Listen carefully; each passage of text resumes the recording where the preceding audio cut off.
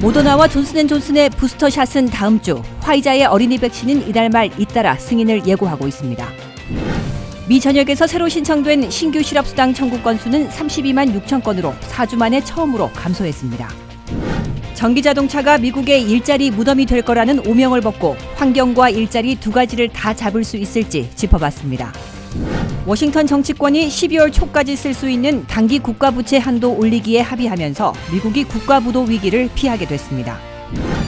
레이건 내셔널 공항이 20년 만에 첨단 시설로 확장돼 한 달 안에 개장을 앞두고 있습니다. 여러분 안녕하십니까? 워싱턴 뉴스투데이 시작합니다. 화이자가 먼저 부스터샷 접종을 시작하면서 모더나와 존슨앤존슨 백신을 맞으신 분들은 언제 부스터샷을 맞게 될까 궁금하셨을 텐데요. 모더나와 존슨앤존슨도 다음 주부터 각각 3차와 2차 추가 접종의 승인을 앞두고 있습니다. 이달 말 화이자의 5세에서 11세용 어린이 백신도 역시 FDA 승인을 앞두고 있는 만큼 주춤했던 미국의 백신 접종률도 다시 올라갈 것으로 예고되고 있습니다. 김지수 기자가 보도합니다. 미국의 코로나19 백신 접종이 부스터샷과 어린이 접종으로 본격 확대되고 있습니다. 긴급 사용 승인권을 갖고 있는 FDA와 CDC는 10월 중 두 가지 중요 백신 확대 결정을 내리게 됩니다. 첫째, 내주에는 화이자에 이어 모더나와 존슨앤존슨이 신청한 부스터샷에 대한 긴급 사용을 승인하게 될 것으로 예고되고 있습니다. 내주 FDA 외부 전문가 자문위원회가 모더나와 존슨앤존슨 측의 임상실험 결과 등 자료들을 검토해 긴급 사용 승인을 권고하게 되면 곧바로 수용해 승인할 것으로 보입니다. CDC도 자문위원회의 권고와 수용 결정 절차를 거쳐 모더나와 존슨앤존슨의 부스터샷을 최종 허용하게 됩니다. 그럴 경우 6,600만 명 이상 접종한 모더나 백신은 3차, 1,500만 명이 이용한 존슨앤존슨 백신은 2차 접종하는 부스터샷에 돌입하게 됩니다. 둘째, 화이자가 긴급 사용 승인을 요청한 5세부터 11세 사이의 어린이 백신 접종에 대해선 FDA 외부 전문가 자문위원회가 26일 심사키로에서 이달 말에 승인이 나올 것으로 예상되고 있습니다. 화이자 백신의 어린이 접종이 FDA로부터 긴급 사용이 승인되면 이 연령대의 어린이 2,800만 명이나 대거 이달 말이나 11월 초부터 백신 접종을 맞을 수 있게 됩니다. 화이자는 지난 5월 12세에서 15세 사이의 백신 접종도 승인받은 바 있어 어린이 청소년 접종을 주도하게 될 것으로 확실시되고 있습니다. 12세에서 15세 사이의 청소년들은 5월 승인일에 현재까지 820만 명이 한 번 이상 접종했고 670만 명은 두 번 다 맞은 것으로 집계되고 있습니다.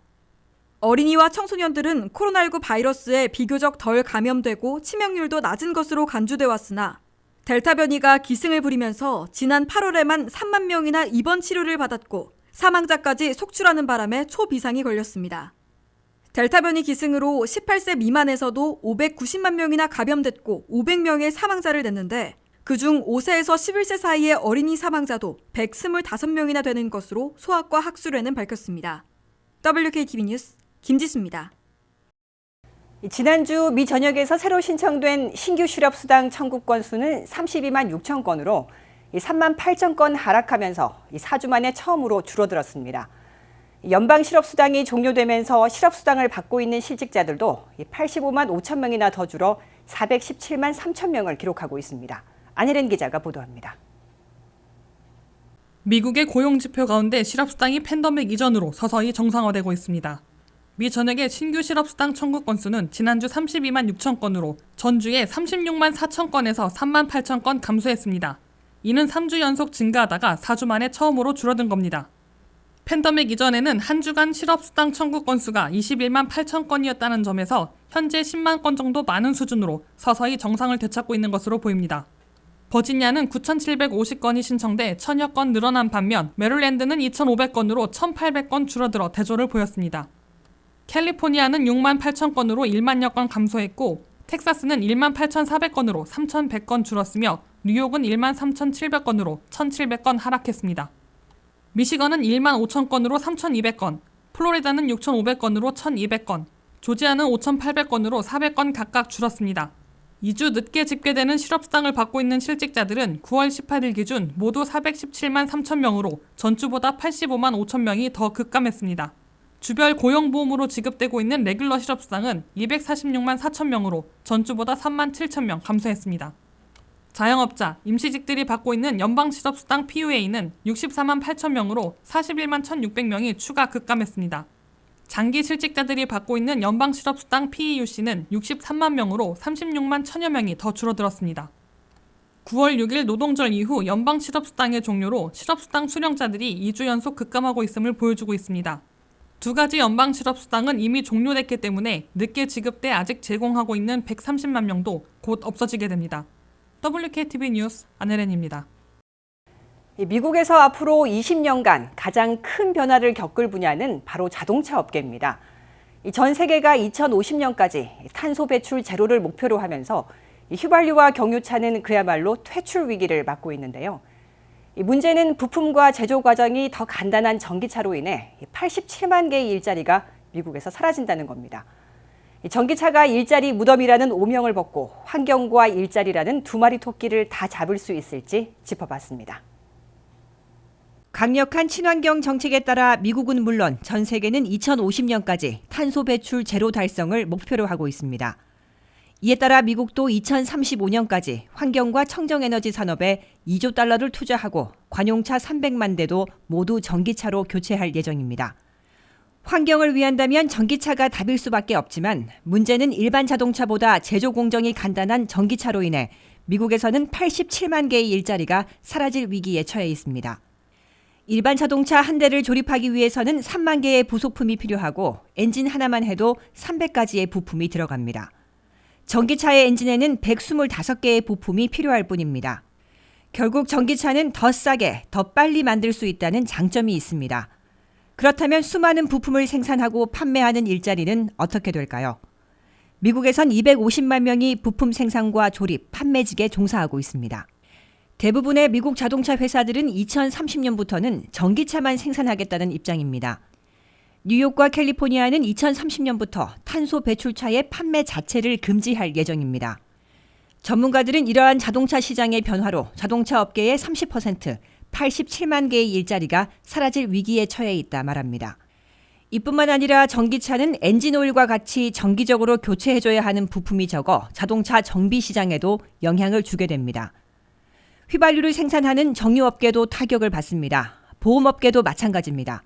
전기차 업체 테슬라는 현재 자체 보험을 팔고 있습니다. 전기차로 인해 새로운 직업이 생기기도 합니다.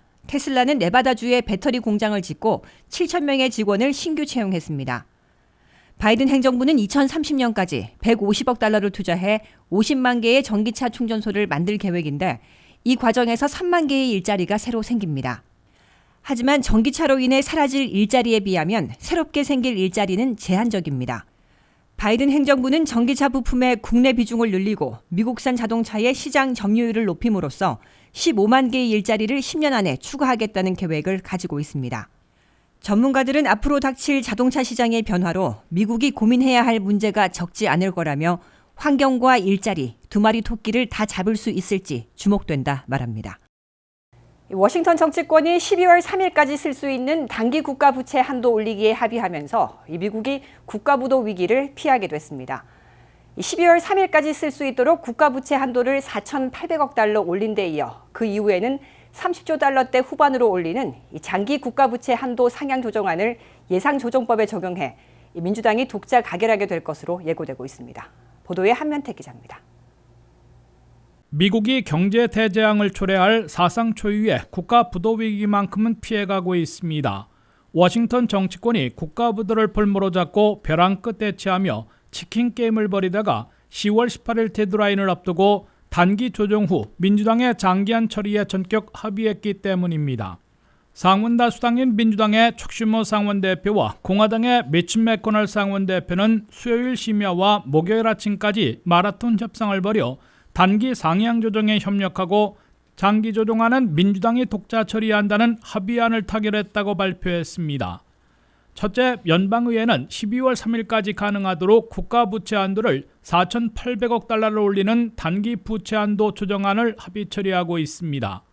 공화당의 미치 맥코널 상원대표가 전격 제안하고 민주당의 척 슈머 상원대표가 수용해 최종 합의했습니다. 이에 따라 미국 정부가 새로 돈을 빌리지도 빚을 갚지도 못하는 데드라인으로 꼽힌 10월 18일 이후에도 디폴트, 지불불능 상태에 빠지지 않고 12월 3일까지는 국가부도를 피하게 됐습니다. 둘째, 12월 3일 이후에도 국가부도를 피할 수 있는 장기 국가부채 한도 상향 조정안을 그 이전에 마련해야 합니다.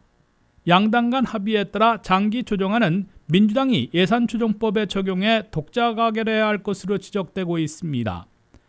민주당은 금년간 미국의 국가부채 한도를 현재 28조 5천억 달러에서 30조 달러대 후반으로 올리는 장기 조정안을 마련하고 다소 복잡한 절차를 거쳐야 하는 예산조정법에 적용해 입법에 나서 12월 3일 이전에 민주당만의 힘으로 독자 가결하게 될 것으로 예상되고 있습니다. 조 바이든 대통령을 비롯한 민주당 최고 지도부는 국가부채는 트럼프 공화당 정부 시절에도 8조 달러나 급증했기 때문에 양당이 함께 해결해야 할 초당적 이슈이므로 공화당도 부채 한도 올리기에 협력하거나 적어도 방해하지 않아야 한다고 압박해왔습니다. 이에 공화당 지도부는 민주당이 수조 달러를 퍼붓는 지출 법안들을 독자 가결하려 하고 있기 때문에 국가부채 한도 올리기도 독자 가결할 수 있는 예산조정법에 적용해 스스로 해결하라고 반박해왔습니다. 사상 초유의 국가부도 사태가 현실화되면 누구도 감당하기 어렵다는 인식으로 민주공화 양당 지도부는 결국 단기에만 협력해 국가부도부터 피하고 장기 해결책은 민주당이 독자 처리한다는 데 합의한 것으로 해석됩니다. WKTV 뉴스 한면택입니다. 워싱턴 지역에서 국내선들이 주로 운항하는 레이건 내셔널 공항이 20년 만에 첨단 시설로 확장돼 한 달 안에 오픈할 예정입니다. 보안 심사대에는 첨단 장비가 들어서고 체크포인트를 거치면 넓은 공간에 수많은 레스토랑 등 편의시설이 입주하게 돼 연휴 여행객들에게 편의를 제공하게 될 것으로 기대되고 있습니다. 김지수 기자가 보도합니다. 레이건 내셔널 공항이 일대 변신을 거의 마무리하고 첫 선을 보이려 하고 있습니다. 9.11 테러 사태 이후 20년 만에 일대 변신하는 레이건 내셔널 공항의 개선 확장이 마무리 단계에 접어들어 한 달 안에 오픈하게 된다고 공항 측은 밝혔습니다. 일대 변신하는 레이건 내셔널 공항에서는 사우스웨스트 항공이 주로 이용하고 있는 터미널 A는 거의 변화가 없으나 터미널 B와 C는 크게 모습이 바뀝니다. 무엇보다 항공기 탑승객들이 반드시 거쳐야 하는 보안 검사대, 시큐리티 체크포인트가 첨단화되고 확장됩니다. 보안 검사를 철저히 하기 위한 첨단 장비들이 설치되고 승객들이 몰려도 물 흐르듯 검색받을 수 있도록 검사대를 늘리게 되며 라인 시스템도 합리적으로 조정됩니다. 이와 함께 체크포인트를 지나면 대폭 확장된 넓은 공간에 유명 식당을 비롯한 편의시설들이 대거 입주하게 됩니다. 벤스 칠리보울, 리걸 시푸드 등이 새로 고객 맞을 준비를 마치고 있습니다. 할로윈, 추수감사절, 성탄절과 연말 연시 등으로 이어지는 연휴 여행객들이 대거 몰리는 시즌에 맞춰 레이건 내셔널 공항이 일대 변신하고 첫 선을 보일 채비를 하고 있습니다. 따라서 한 달 안에 레이건 내셔널 공항을 이용하는 연휴 여행객들은 일대 변신한 공항 모습에 놀라고 대폭 확장되고 첨단화, 현대화된 체크포인트와 편의시설에 편리함을 느끼게 될 거라고 공항 측은 자신하고 있습니다. 20년 만에 일대 변신을 마치고 한 달 안에 새 모습을 선보일 것이라는 소식에 레이건 내셔널 공항을 주로 이용하는 워싱토니언들은 놀라움을 표시하고 크게 기대된다고 밝히고 있습니다. 대신 탑승객이 아닌 환송객, 환영객들은 지금까지 이용해온 공간이 많이 줄어들어 항공표를 가진 탑승객들에게 양보해야 할 것이라고 공항 측은 양해를 부탁하고 있습니다.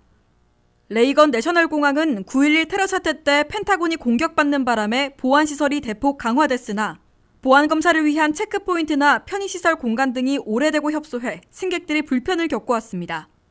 WKTV 뉴스 김지수입니다.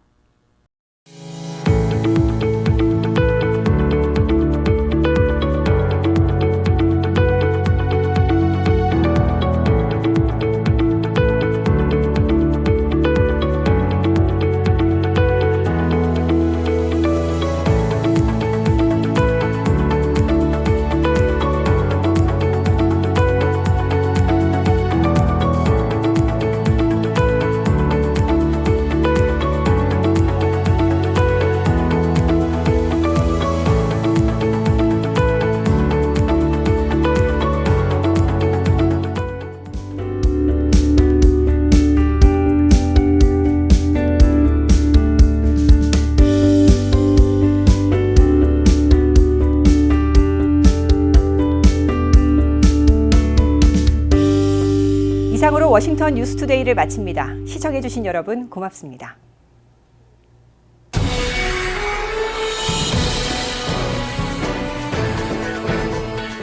I'm Glenn Youngkin, candidate for governor, and I sponsored this ad. 저는 폴 트로스입니다. 저는 지난 12년 동안 학교 선생님으로 근무를 해왔는데 우리는 진정한 리더십이 필요합니다. 테리 맥컬리프는 주지사로서 교육계의 발전을 위한 기회가 있었지만 살리지 못하고 어려움만 가중시켰습니다. 하지만 글렌 영킨은 아주 다릅니다. 저는 그가 계획하는 의미를 알고 신뢰가 가기 시작했습니다. 영키는 학업 기준을 높이고 학교를 안정시키는 동시에 선생님들의 급여를 인상할 계획을 가지고 있습니다. 저는 글렌 영키는 믿습니다.